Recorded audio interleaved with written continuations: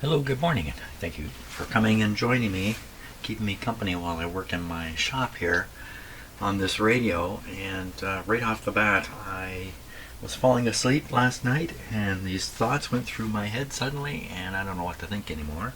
The thoughts were, I reconnected the capacitor, and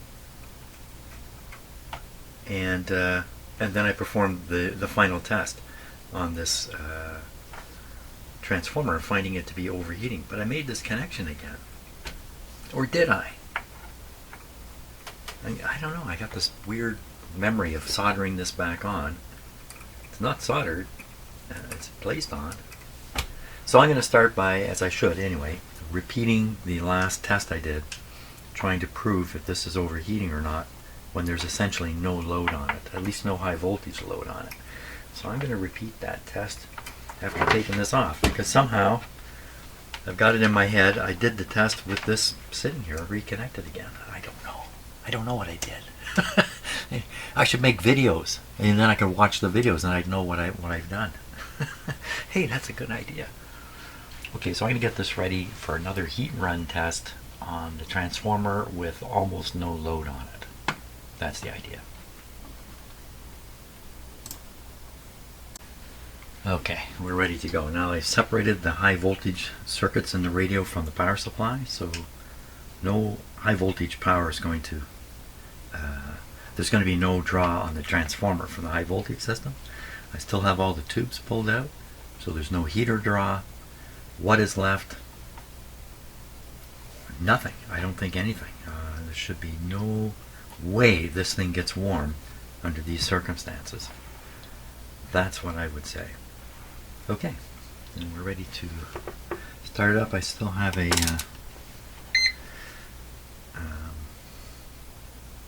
lead here. You know what? Yeah, I guess it was separating this wire separates everything anyway on the high voltage side. Separating this here wasn't really necessary. Okay. Hey man, do you have any idea what you're doing? I have enough idea to keep going forward. Okay. Here we go again. I haven't turned the power on just yet. Now I have. Okay. Dim lights are on, pretty darn bright. There's 2 bulbs in there. That's pretty bright for something that has no load. There's no load on this unit. Why would it be kicking out not enough voltage to run my machine, so we can't make an easy measurement of the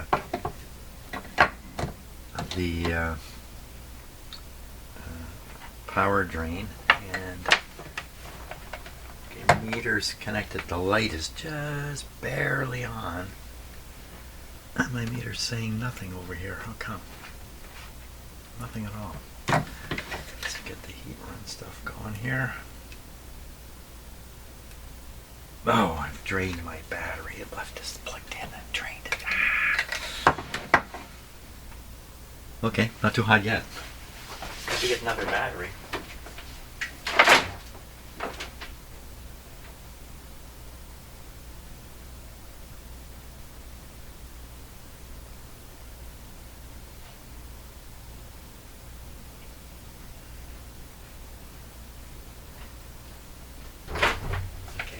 Smoking yet? Any smoke coming out? See, something is drawing a lot of power back here. Why this says nothing, I don't know.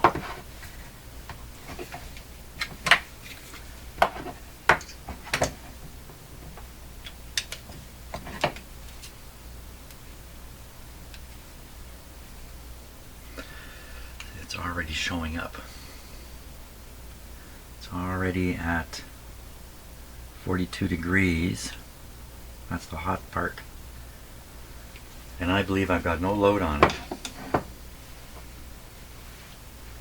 Not necessarily true. It could be a shorted capacitor down here somewhere. But certainly, you know, based on the light bulbs glowing, my little guys kind of come on here. 36 volts. 23 watts. 40 watts. It's confused. It's just not quite enough voltage here to operate this device properly. I I don't want to turn it up any higher. What's happening now? Well, look, it's just getting hotter and hotter and hotter. Okay, we don't need to let it get any hotter. So that's the question now. Is it? Oh.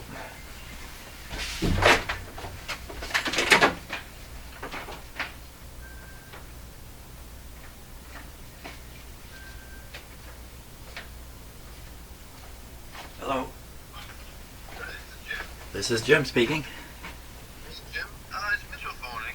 I got a question for you. And anyways, I was sort of half gifted in an old antique radio, which I don't really have any use for. And I was just curious. Yeah, that was a classic call I get with some regularity from somebody who's got a 1920s spindly leg cabinet radio, and they don't want it anymore, and they don't know what to do with it, and I don't know what to do with it either. Basically, I don't know what to tell them. So I'm certainly not interested in taking possession of stuff like that. Wonderful old technology that is in surplus, literally, around here. There's people with these radios, they just don't know what to do with them. They're taking up space. They want to get rid of them, but they don't want to throw them in the dump. I think we can all understand that. There just needs to be an old radio grave, old radio warehouse somewhere, or somebody just send them all there. I don't know. Maybe there is such a thing, but oh well, that's too bad. I much prefer working on radios, say from about 1933 forward. In that, if you go behind, like earlier than 1930 or in that range, you run into a whole different world of radio technology, an older world that suffers from coil failures in transformers, audio transformers, and stuff like that, which are very hard to deal with. So, yes, there are ways around it, but okay. And what about this? So, the main power consumption in a radio like this has to be the tube heaters. I would think it's like 3 watts or 2 watts per tube. There's 1, 2, 3, 4, 5 tubes, 15 watts. The rating on this radio is not far off 15 watts. It's more than that, of course. I thought I saw it somewhere. Maybe I saw it on the schematic. So with the tubes pulled, this thing should just show no heating in the transformer. I'm sure of that. If the radio heats the transformer normally in this mode, then this thing, you can fry eggs on it regularly if you plug all the tubes in. So there's just no way that this can be normal. So the next thing to do is to try to remove even more wires, or not remove, but cut more wires coming from the transformer. I looked at this earlier, this weird connection just sitting out there, and try to absolutely guarantee the only thing connected to this transformer is the primary side. That's really what I got to do now. I'm about 80% sure the transformer itself is defective, but I can't be 100%, and that could be 80% based on baloney. 80% sure, but based on baloney. For some reason I have the urge to tip this up on its side. I'm not really sure. Oh, I'm looking inside there for the first time. What has happened in that cabinet? It's just full of, I don't know what that is. Everywhere. Well, as if it was sprayed with some kind of coating inside, and the whole coating is just lifted and it's just peeling away everywhere. It's paint. Somebody painted the inside of their radio? That's weird. That's very weird. That's just dust. I don't know. Okay, get focused here. Stay focused. See, I don't know what to do, so I start fiddling around doing all kinds of dumb stuff. Let's look for any wires coming out of this transformer. It looks like there's a green one and a black one right here. The power cord is underneath. Let's take a look at that.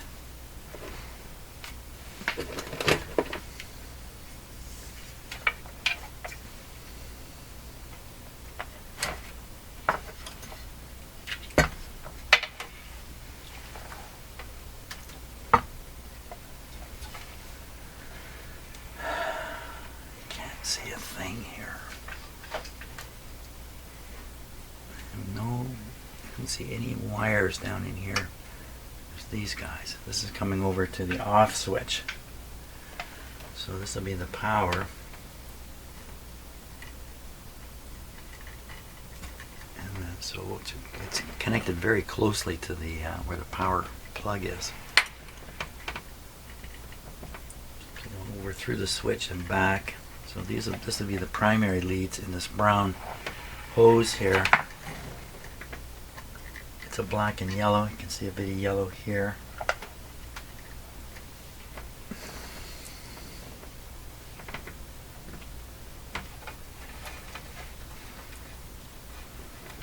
There's a good look at it now. So I see a hooked up to the red wire. There's a green wire and a black wire. And the black wire is this one here with the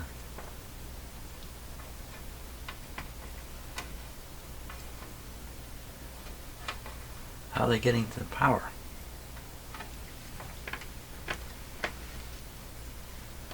So black and yellow. So the yellow going right into the transformer. The black wire.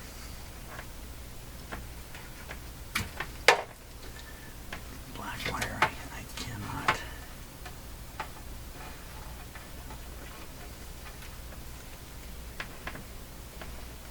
Can you see it? You getting a good look at this? Don't drop the radio.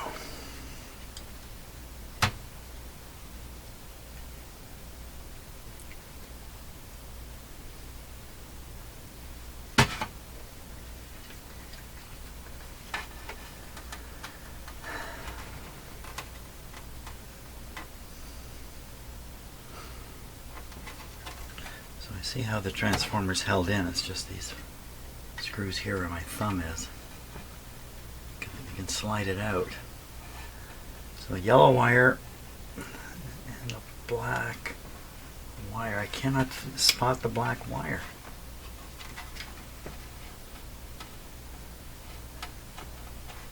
Is that because it's actually green? It's black. There it is. I see it. Black. It's going right in. So the black and the yellow going straight in. Then we've got a green one here and a red one. Green one is going somewhere. Is there any other wires coming out? I don't think so. So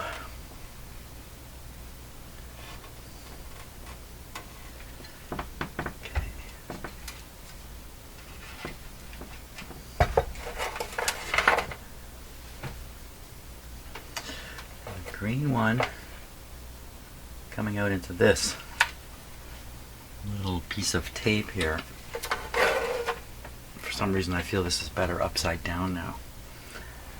And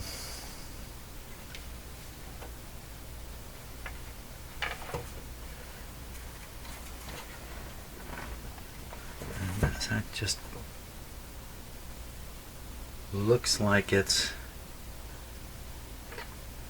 attached. I'm not going to finish the sentence here, so don't worry. Don't wait for me. Green and black.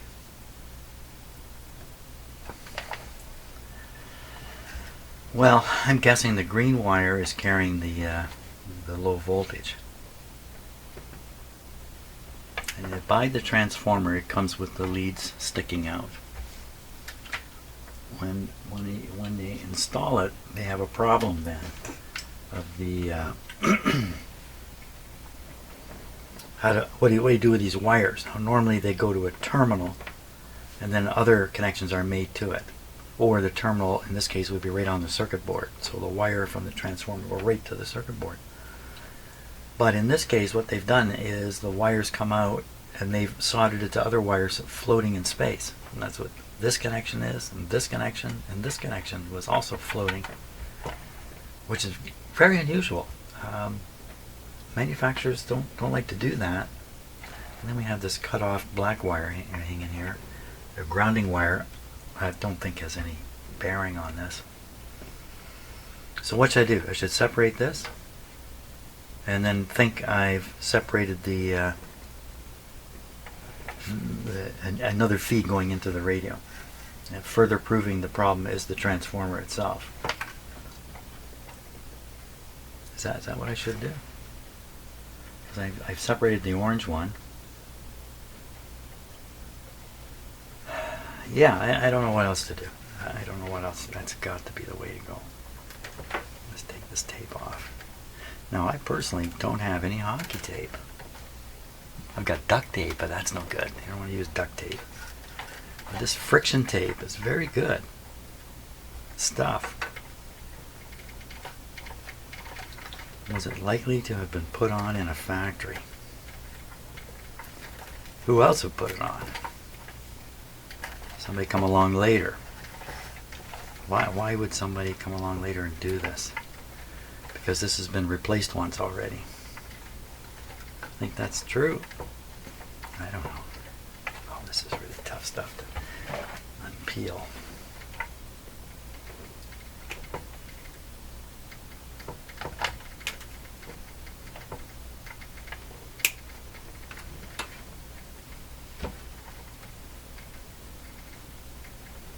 I suppose only in Canada is this tape called hockey tape. Well, that might not be true.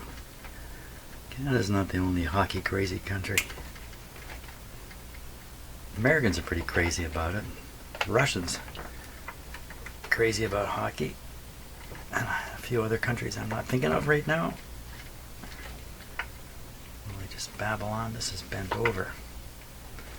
It's like they taped it, bent it, and then taped it.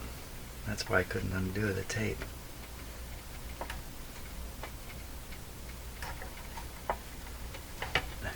Piece.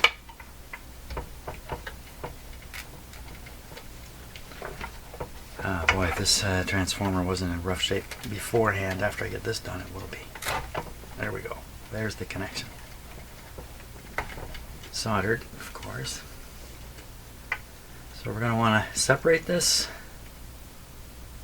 out. That looks like a factory solder up job.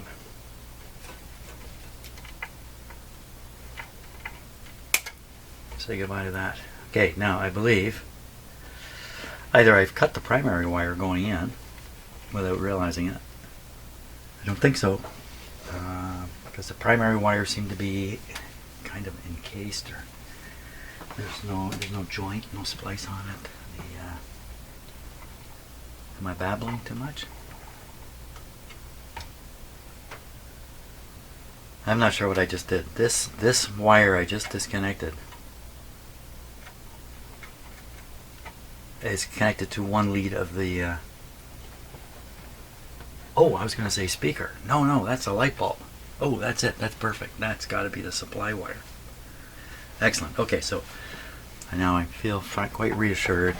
This transformer has nothing to do anymore. He's isolated away. Let me turn around this way. There's no load on it. If it overheats, the problem is the transformer itself, and I think the radio is finished. Isn't that terrible for me to say that? I almost never say that.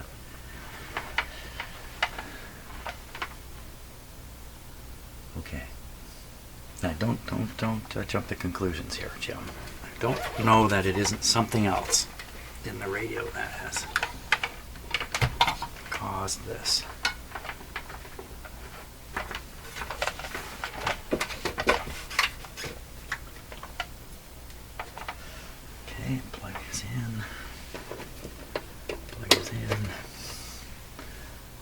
Are safe here.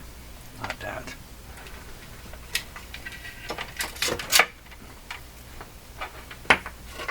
It's a high voltage connection. Assumably this is the low voltage. See the difference in the insulation? It's a little thicker than this. Even though this will carry less current than that, I'm pretty sure, when things are operating. Okay, we'll put this on to 600 volts because I'm feeling positive.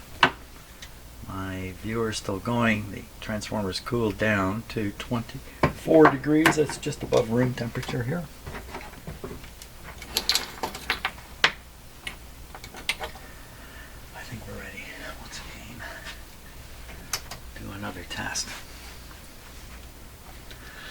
Okay, dim bulbs in.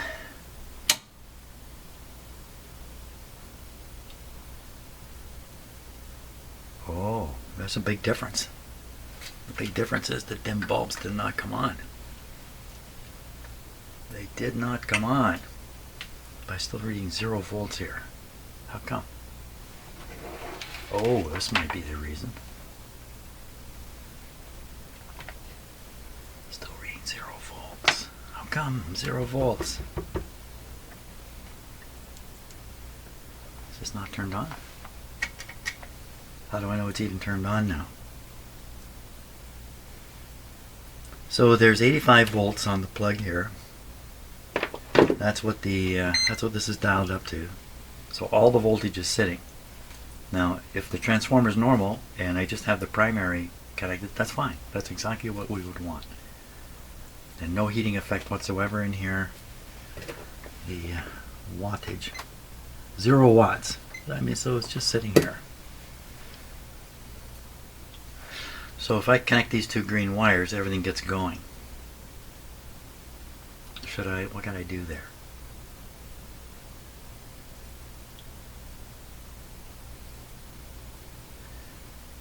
Read the voltage to turn the power off, because the test is done.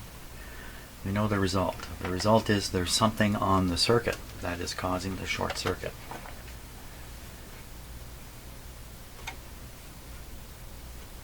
So to read the resistance of this wire to the chassis, let's see what we got here.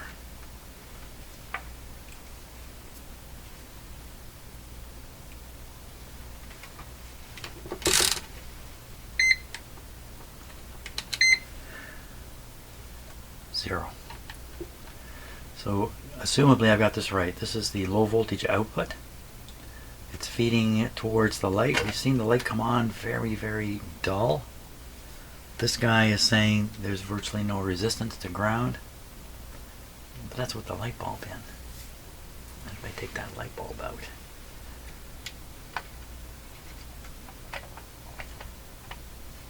how do you do it? So it's just a screw-in type. Looks like a screw-in type. Yeah.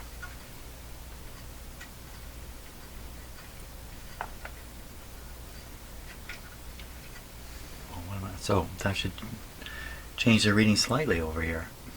Was that just that could just be a thing.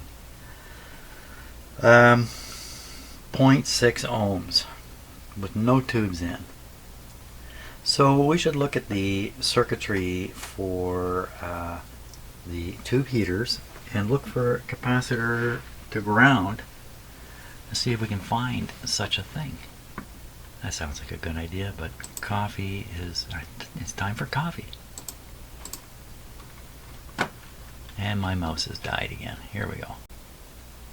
Just before we look at the schematic, I got a chance to make a conformational observation right here. Let's just use the other camera and I'll show you what I'm talking about. So this is the wire I was what am I doing with that anyway? These are the 2 wires that were connected that I separated. This one you can see is coming out of the transformer. This one's heading on to those 2 terminals. You see the brown and white wire coming to. Look at the one on the right side. You can see a bare wire coming right over to a solder connection here. Not the best looking solder job, I must admit. Here. This is the speaker wire right here. And so one of the 2 of those wires is grounded to the chassis over here. This material here, this is not metal. This is a circuit board here. Even though it's so dusty, it just looks like a piece of metal. It's not. And of course, we follow the wires over. It goes over to the light bulb, which I removed. So clearly, what's going on here? One side of the light is connected to the chassis through this connection, and the other side is connected to this wire. So this has to be the supply wire coming from here. This has to be the output supply wire, 6.3 volt wire running the tubes and the light bulb in here. And the light has never been bright.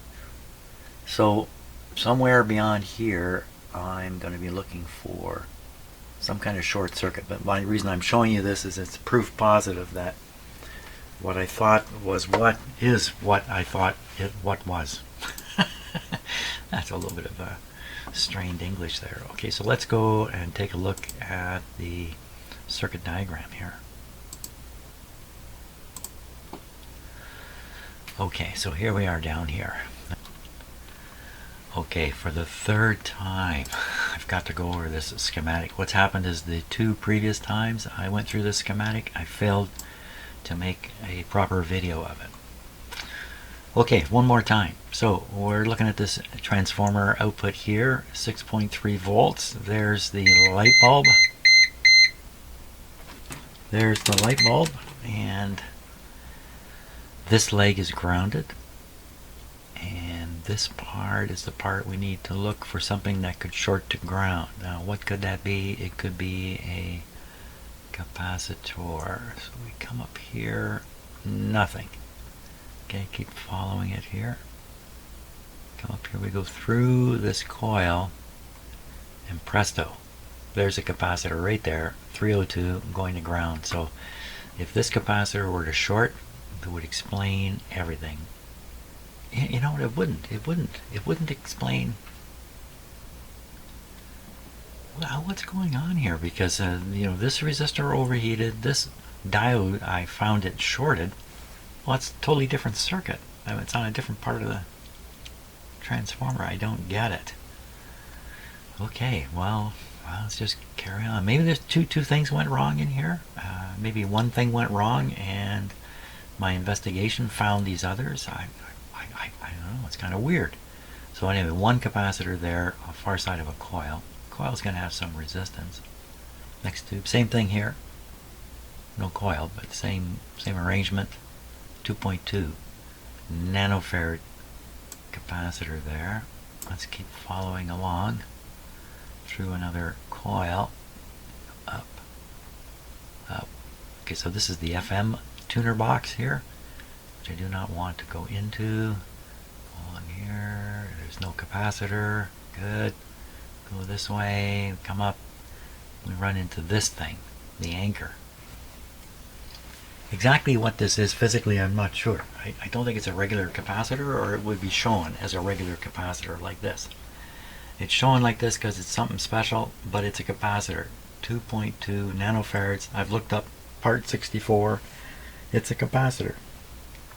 Or something with capacity. It's the same amount, eh? 2.2. Why this wouldn't be a regular capacitor, I don't know. But hopefully this is not the cause of the problem, because it's inside a metal FM box. It could be very, very difficult to get at this, if not impossible. So these are the guys. This guy is a possibility, and this guy's a possibility. And if I'm really lucky, I've actually made a video this time. I don't have to do this again. I do not like redoing things at all, under any circumstances. Rework is the death of a project. You ever hear that? Okay, that's a work management thing. Now, got to find these two capacitors. They're probably tight to the tubes. Probably. Because, well, maybe not. This is on a circuit board here, so exactly where this is probably a wire. Well, or it could be a wide part on the circuit board. If you know what I mean, a wide trace, a grounding trace. Let's go looking for these capacitors. Are they up on top? They're going to be on top. Circuit board. Hey, 302 just shows you how seldom I work on a circuit board. 302. Look at that. There it is. Right there. Oh, it's right at the front. That's that. Yeah, I think I know it. I think I know what it looks like too. So there's one. They didn't have to figure out which tube is which. Here's another one. That's 207. Was that right? So 302 and 207. 207. 302. So there they are. They're right in the front here. Oh my gosh, it couldn't get any easier. Right here. Okay, let's go look at these on the radio. Right next to the valvo. I got a little excited because suddenly something seemed easy. I can see them. I see them there. Can you see them? One's right here, and the other one's right here. Can I tell if one of those is shorted right by some type of measurement before taking them out? They're in parallel. One shorted, the short is everywhere. I don't think so. I think I have to just go ahead. And maybe I might be just as lucky over here too, if that, whatever that thing is, maybe up on top. Okay, that's great. Okay, time for, hey, how come the picture's so dark?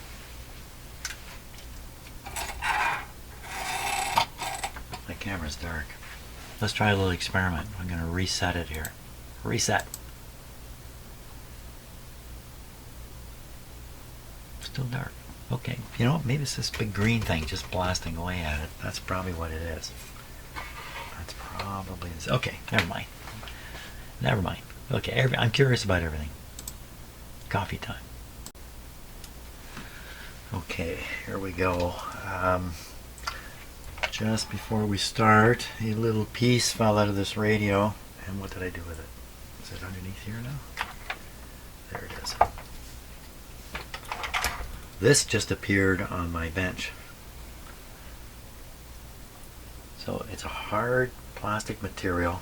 It's the same plastic material you see here, where the screws go in. Look at this screw here. If you were, yeah, down here. Look at this one. So this one, or these two up here, which you can't see anymore, you could put a long screw in. It wouldn't cause a problem. But look at this one. If you swap screws on this radio and put a long screw in, it's heading right for the transformer. That's not what happened, is it? The screws were the original screws that came out of this. No, I can't imagine they're gonna... Maybe this kind of screw go into a... Oh, piece just broke off there. Yeah, this is all cracked, fragile.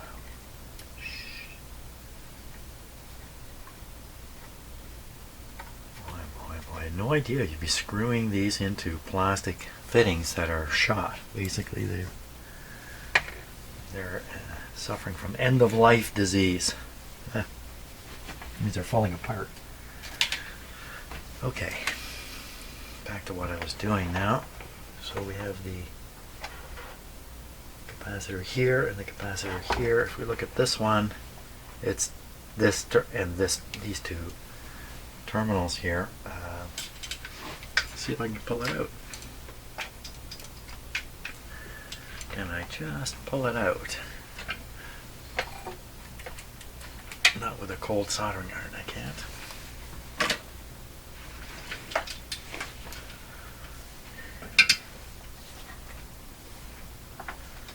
Okay.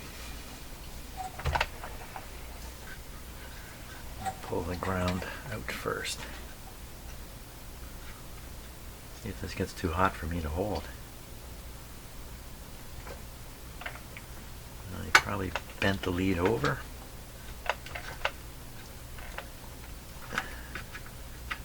Yeah, the lead is bent over. I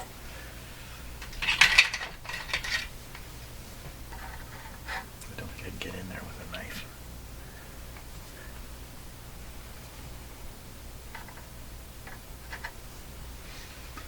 Too awkward.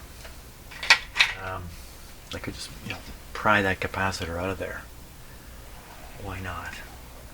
Just put a tool under it and just pry it right out. It's whatever it is, it's going to be replaced anyway, whether it's good or bad. So let's see if I can get that in there. Too big. bit smaller. Let's try this interesting tool I have. Make sure I'm not hooking something more than the part. Put the brakes on here.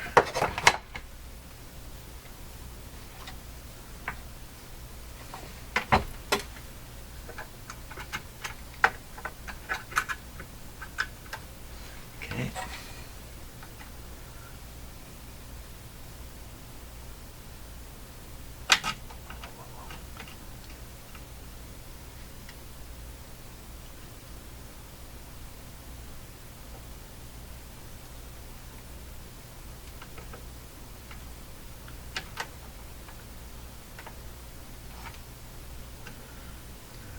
I'm melting this. There we go.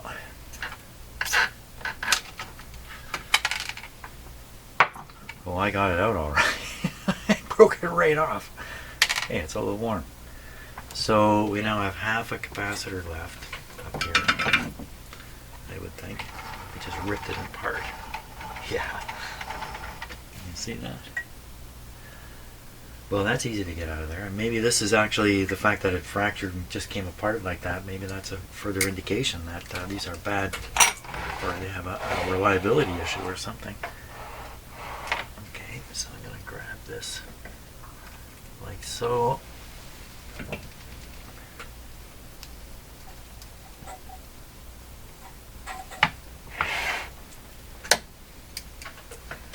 about like so?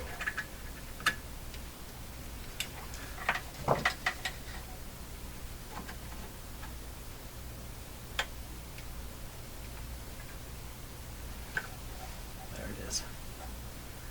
The other half. Now we've got to find a 2.2 nanofarad capacitor, and its rating can be very, very low voltage rating. So okay, I gotta find a couple. Well, I managed to find only 10 nanofarad. These are 10 nanofarad instead of 2.2. So it's almost 5 times the capacity. Does it really matter? Why did they pick such a small size, 2.2? What happens if I put a bigger one in? This is across the this is to ground from the low voltage supply. This is still a very, very small capacitor. What would the harm be? Generally speaking, I believe the engineers, when they're designing their radios, they're using the cheapest parts they can find. If they're putting in the smallest capacitor they can get away with, I believe. So in many cases, you could put in a larger capacitor, you pay more money, and that's why it's not a larger capacitor. Is somebody arguing with me? Who's that? Who's there? Somebody at my door again. Oh, there she is. Yes? What do you want? Once again, do you want to go to the garage? She was outside for the last 40 minutes in kind of a wet circumstances. Shall we do the test? Hey, this way. Okay, let's go. Which way? I'm sending you to the garage. Come on.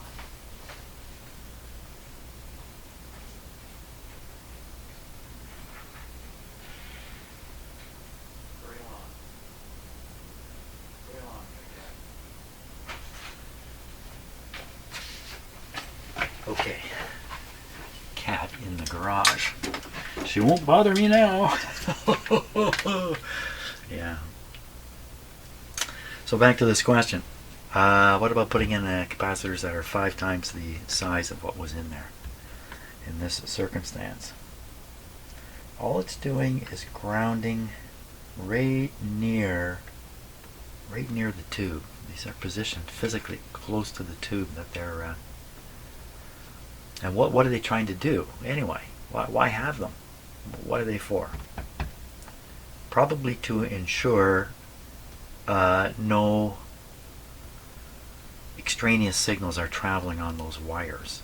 Is that possible? Could you even have that happen? Like, for instance, the signal from the tube itself is somehow getting onto the heater circuit and then using the heater circuit to get to another tube. That's the only reason I can think of why they have these tiny capacitors on it, to knock off any RF. So if I raise the size of the capacitor, I'm going to increase the bandwidth of what's being knocked off. What would it matter? It's the heater circuit. You don't want anything there anyway.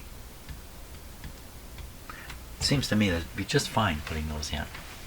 I believe those are 100-volt capacitors there. So I'm going to stop, consult the coffee cup, and then decide what to do next.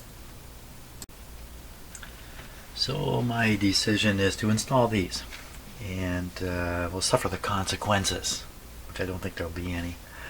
I probably do have a 2.2 nanofarad capacitor somewhere in a box in my garage, and it might take me, I don't know, 2 hours to find it, or to find out there isn't one. Better to just put these in. I just can't see where this is some kind of terrible mistake I'm making. That's how terrible mistakes are made, by the way. I didn't know that was a mistake. I didn't know. Nobody told me. That's a classic. Nobody told me. Okay. Nobody told me not to do this. Those holes are open already. Yes, they are. It's just getting easier and easier. Put this down here. Very good. Okay.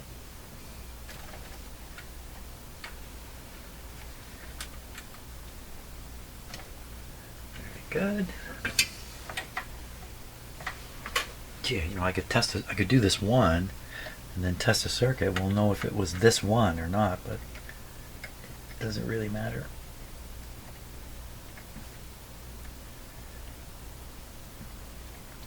It's a great big piece here to solder to. Oh, I got it.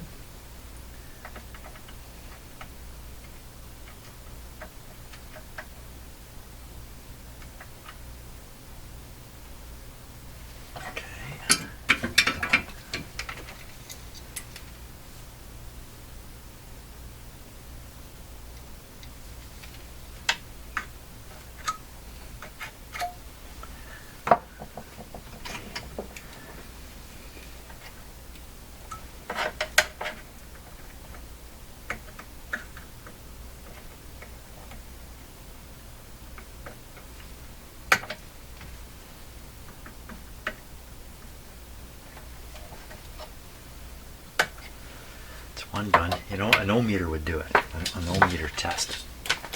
Do it. Let's try it. Just for fun. Was that the resistor? So we're going to go to chassis and to the terminal here.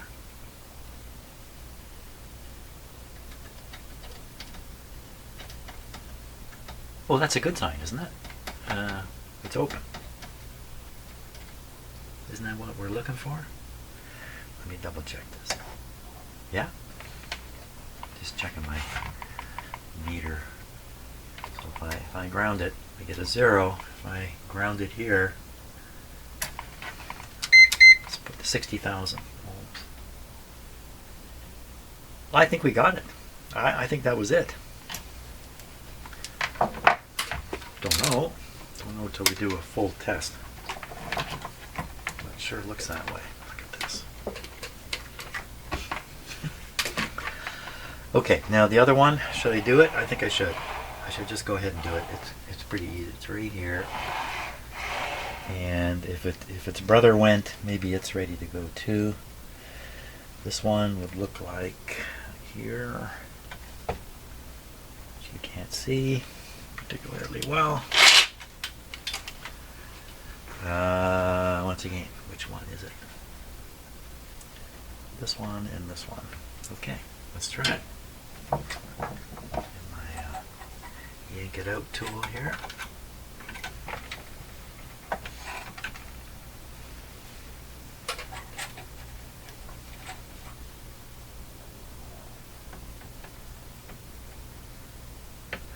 So I get a good kick out of watching videos where these are the kind of talking head videos, the opposite of mine. I almost never show my face here. And these are often political commentators and stuff of that sort.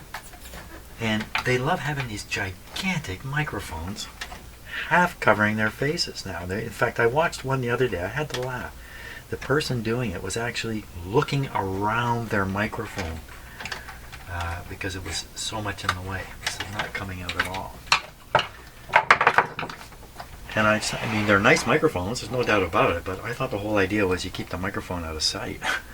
That's the whole idea. People think they're raising their hey, wait a minute, they're raising their credibility with these gigantic microphones. So I thought about doing that, getting great big microphones. There we go. Okay. And the other one.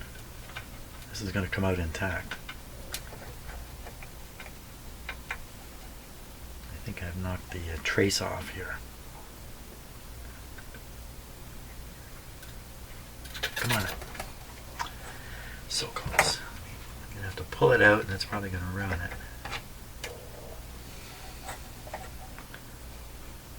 And we won't have it to test. Did it come out? No. It's just hanging by a wire.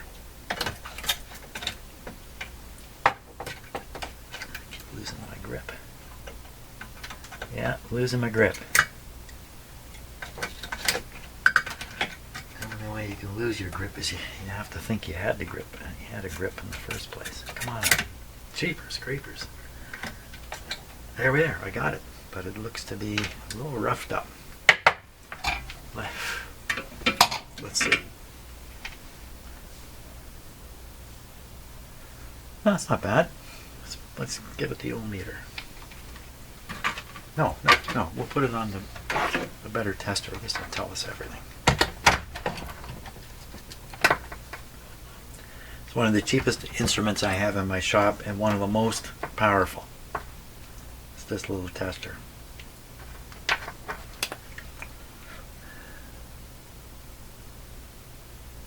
says it's a capacitor and it's 2.6 nanofarad. So this one tests good. V-loss, nothing. So I could have left this one in. But I'm not going to do that now. Could put it back in, but don't think so. I think I'll put this guy in.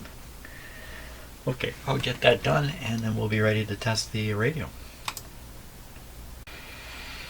Okay, we've reached the point of doing another test on it. The high voltage is still disconnected, so no high voltage load. The low voltage connection's been made, so I should put the light bulb back in because that might be a good indicator of something.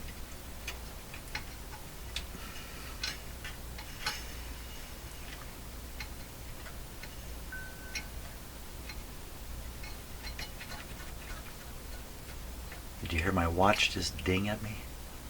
Very, very faintly.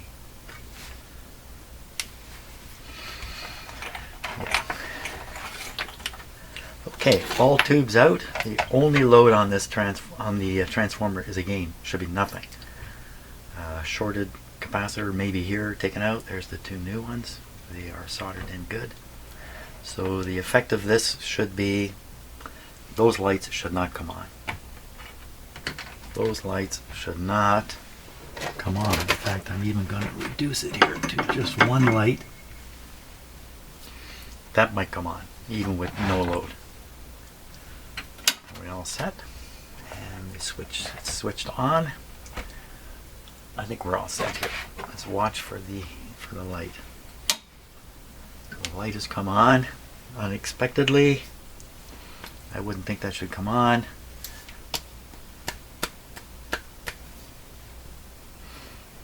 I was really quite sure I got it. Now, what would possibly be drawing this kind of power? There's still a short circuit here. Come on, really?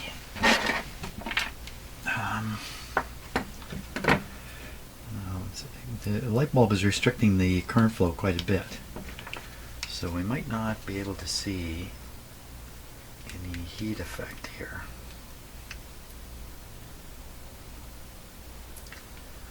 So we're starting out pretty much at room temperature, 22. Yeah, 22. I'll let this run for a little while now. Or put another light bulb in.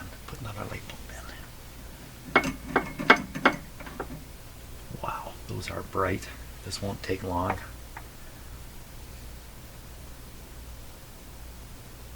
So I think you can see the transformer more and more distinctly here. The light bulb is barely on, so it's still showing the same effect. I soldered this. I shouldn't have soldered it. I should have made it so I could break it. Well, let's do that. We'll turn it off and open this connection again.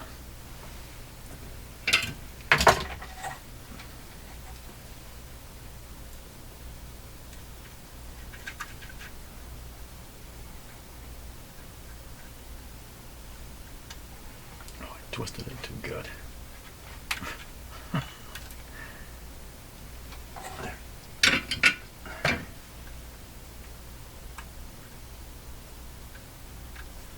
we go. Okay, now it's off. We'll try again. Power on. Ooh, the light still came on. Oh, whoa, whoa, whoa. Not a good thing. Okay, let's leave it sitting there. Unless I've made a mistake and there still is load on this, which it's all by itself now.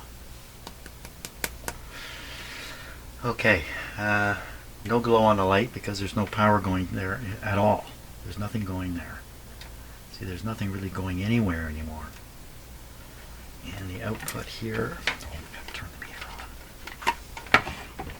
Getting a little excited here because this thing could be cooking away. Yep, it's getting hot. The only load here in this radio now is this power transformer. That's what I believe. And the fact that it's heating up with nothing hooked up to it means it's defective. That's a bad place to end up. And I still have this weird connection here right out in the middle of nowhere. I guess this is a ground connection. Can I prove that? Why would they? It does, yeah, sure. The wire comes right back to here, of course. So that's why they leave it out here, because it's the same as this. Well, I could remove that connection. I'm going to have to do that. Because, how can I be sure? Maybe there's a hidden wire back there. Yeah, let's do that. Let's remove that. Now, this thing will have gotten hot. Yeah, 50, almost 50 degrees now. Okay, that's enough. That's enough of that. I'll try to separate this wire here. Now this could be also for the primary side. No. The primary is going to be completely isolated. I remember seeing it on the schematic. It just goes right into the primary of the transformer. So this has to be a secondary deal here. Even if I'm wrong, what does it matter? So we're going to undo this connection here.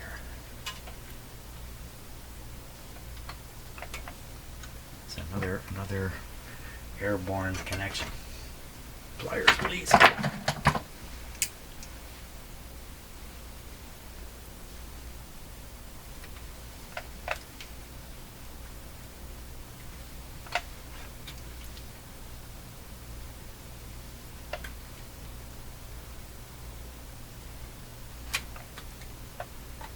This is soldered, and I'm just able to unpeel it like this. I think I can't go any further though.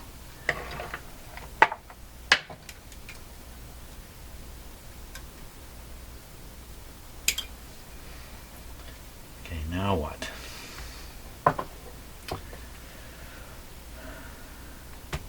Let's just look at the schematic again, just for a moment here. The schematic of the power supply. So see now there is a wire which leaves, this weird transformer arrangement, which I don't understand what they're doing here. Unless they're trying to show, look at this.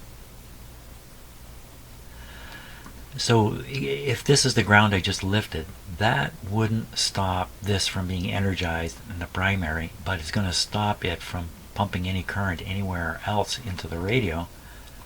It's just going to be that much more all alone. Even now, though, I have this wire disconnected here. So there's nothing. There's nothing already. Well, we disconnected that last wire. Let's try the test. Let's try the test again. Okay, so where are we at now with the heat? So it's 38. I think that what I'll do is I'm going to go take a little break and let that cool off just a little more before we start. Okay, let's try it. So nobody's connected to the output of this transformer anymore, so I believe. So let's let her rip. Look, the lights come on, so it's already drawing power. So we already know this is not worked. It's just going to go up in temperature. It's 30 right now.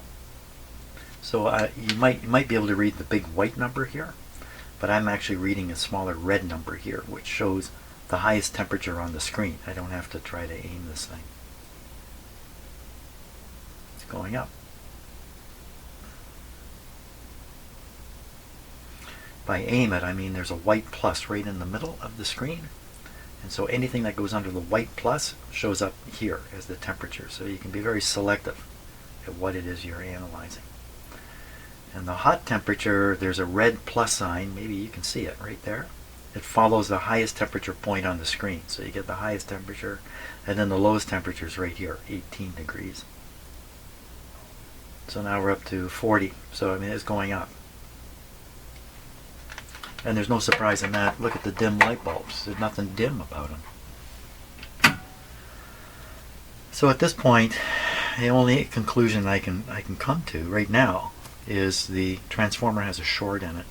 Now, last time I faced something like this, maybe I misspoke on the video or something. I got a few comments and emails about shorted transformers, and maybe I said something without thinking.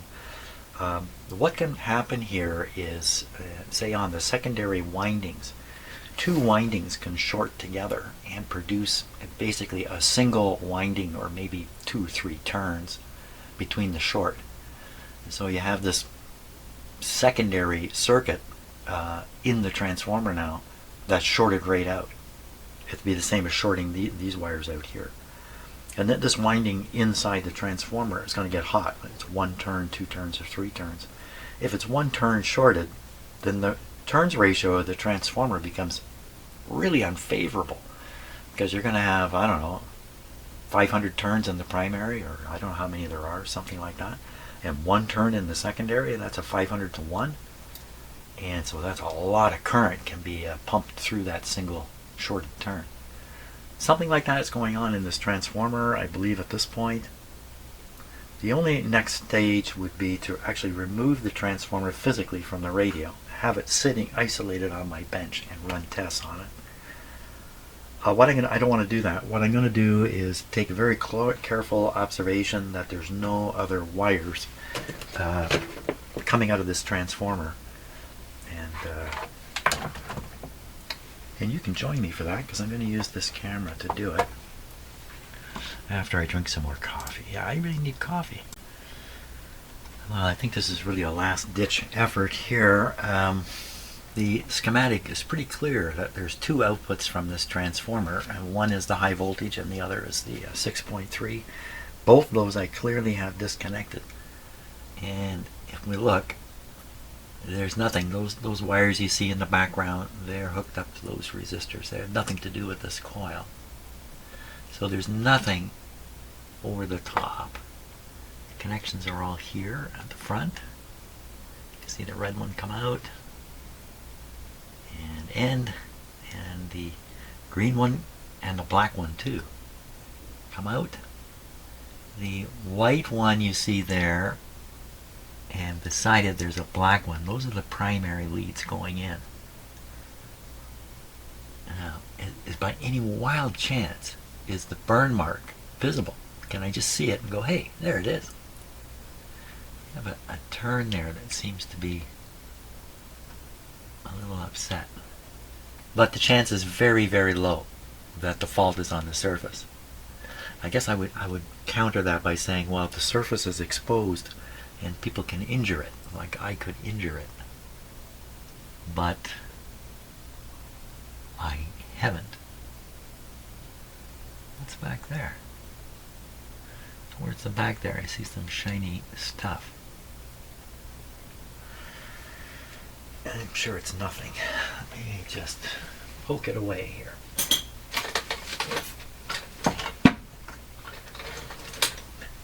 I don't know what you were looking at while I was doing that, but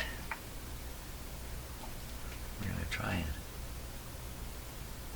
poke around back there.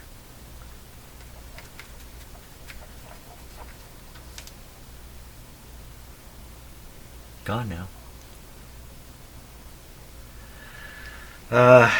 Underneath. Let's look underneath just to be absolutely sure here.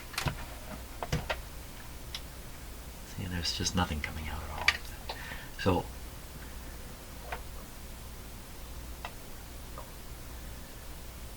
I hope you can't hear my stomach growling away there. You probably heard that. Oh my gosh. That's a coffee talking, by the way. I see a couple discolored turns there. Do you see that? Right in, yeah, right here. Two turns. They look overheated. What if we turn this on briefly and see if we can identify particular turns that are overheating first? Hey, there's an interesting idea. Let me steady up the radio here so we can keep an eye on that. And what I'll do, since I have my thermal thing here, can we back this up a little bit? Can I shove this right in front of the camera? Well, kinda. Not very good. But I think I'll be able to see it in the other camera. So let's look at that. So you know what's under there, and yeah, I think we're going to have to use this camera somehow, something like this, and then we'll keep an eye on those two turns. Of course, the turns come up to the top too, but let's look at the discolored ones underneath, and we'll see if we can just spot a wire getting hot. Let me switch cameras again.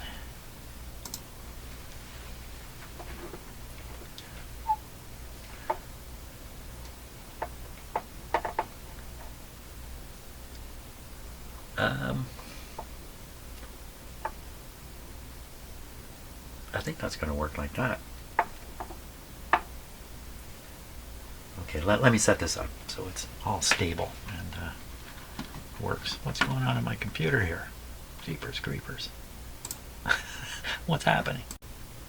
Okay, almost ready to start. Now, if you look on the screen, you see in the top corner 45.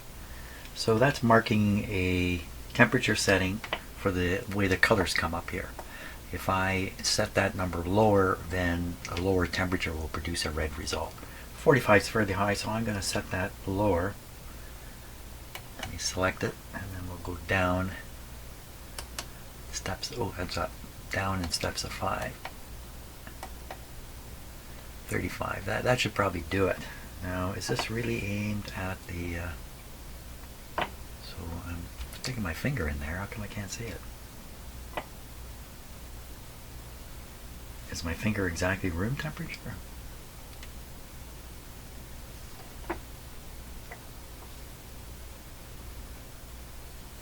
Well, hold on, everything just fell apart here. My whole arrangement here, doggone it. Frustration. Don't get frustrated. No frustration. Frustration leads to mistakes. We can have no mistakes. Hey, camera, over here.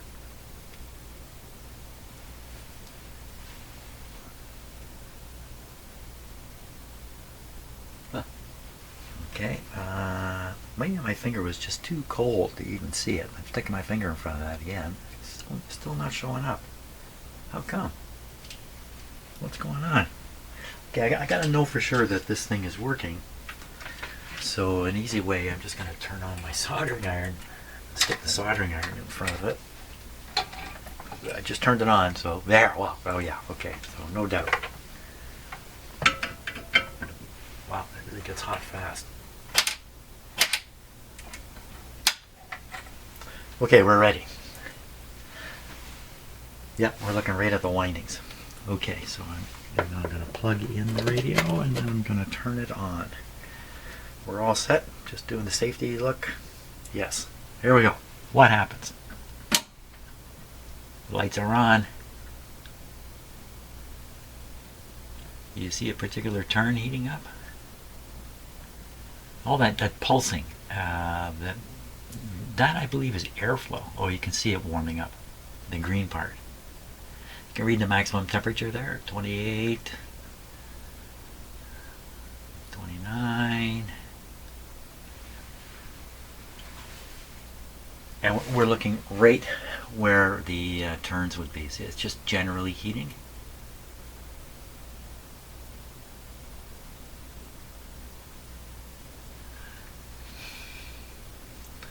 Let me turn the power off. See if the heat kind of settles into. It's interesting. It's on the left side, and in the image. The image, yeah, that would be close to where those turns are.